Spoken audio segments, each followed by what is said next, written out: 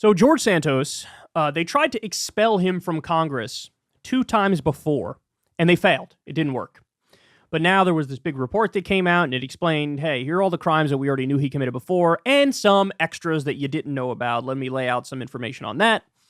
And finally, Congress was like, you know what?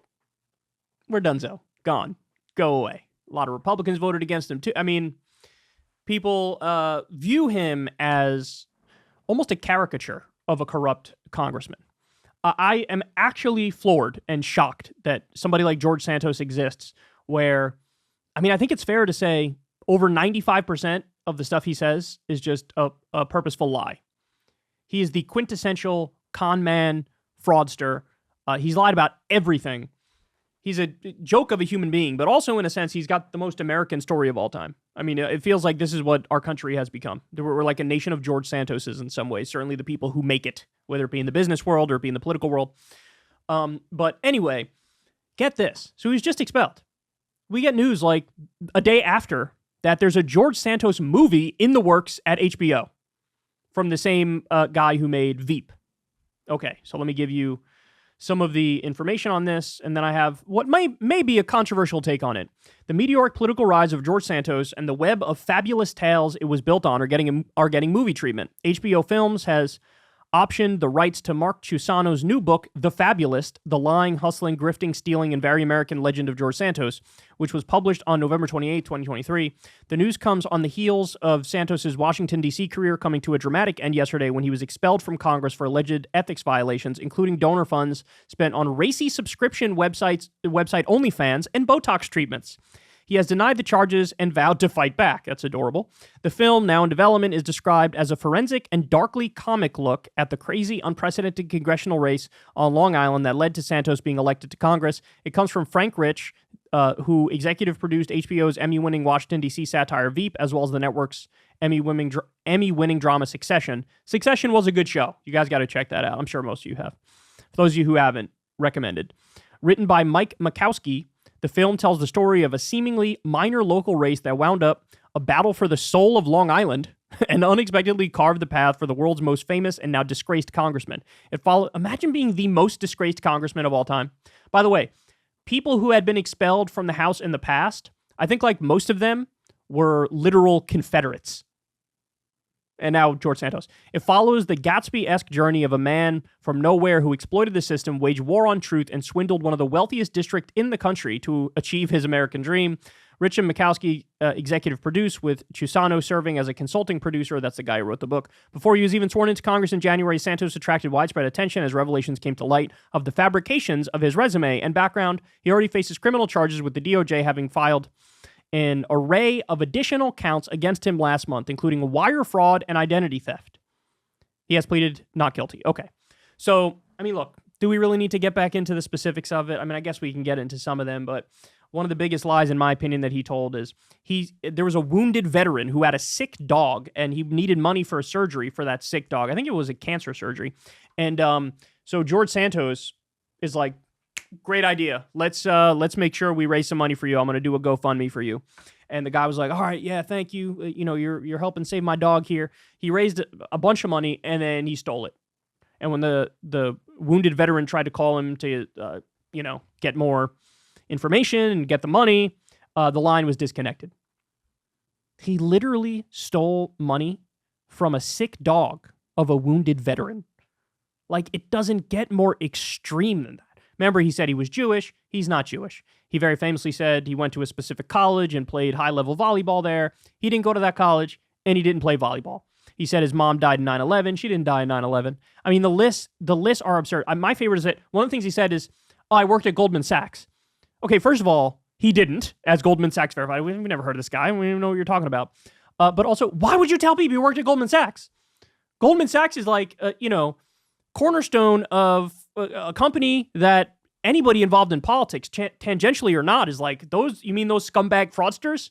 And he's like, yeah, I worked over at Goldman Sachs. I mean, it's just unbelievable. The list of lies are astonishing. By the way, we don't even know if his real name is George Santos. Half the time he went by Anthony DeValder. Another famous lie he said is, he's, by the way, classic conservative, very anti-LGBTQ.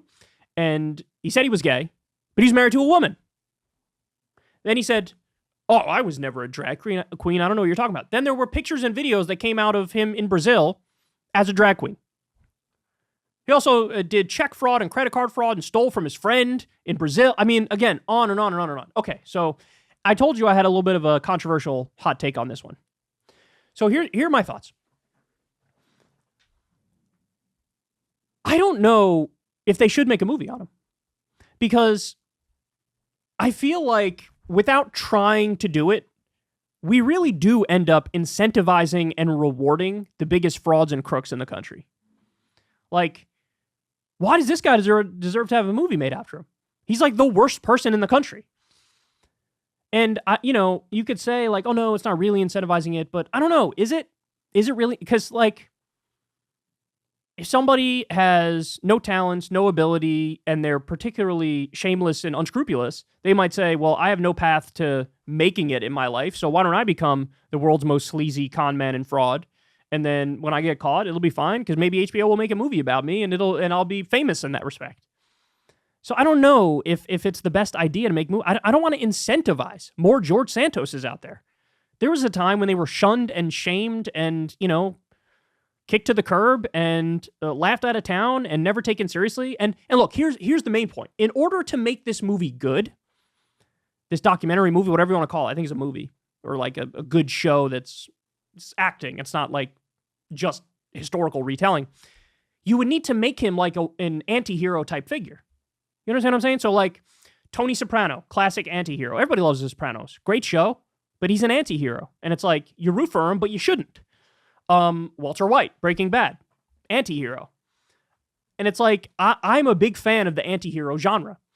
But like, when you make it a real-life person who's not a hero in any respect, then it's like, should we really be glorifying this? And again, you could say a good counter-argument, and Crystal said this to me the other day, it'll just be like a comedy. And it won't be an anti-hero, it'll just be an anti. It'll just be like, he's bad. And if that's the case, I get it, that's good. Better than if it's an anti-hero, but I don't know, I still feel like there's a weird incentivizing of people like this to exist when you do this.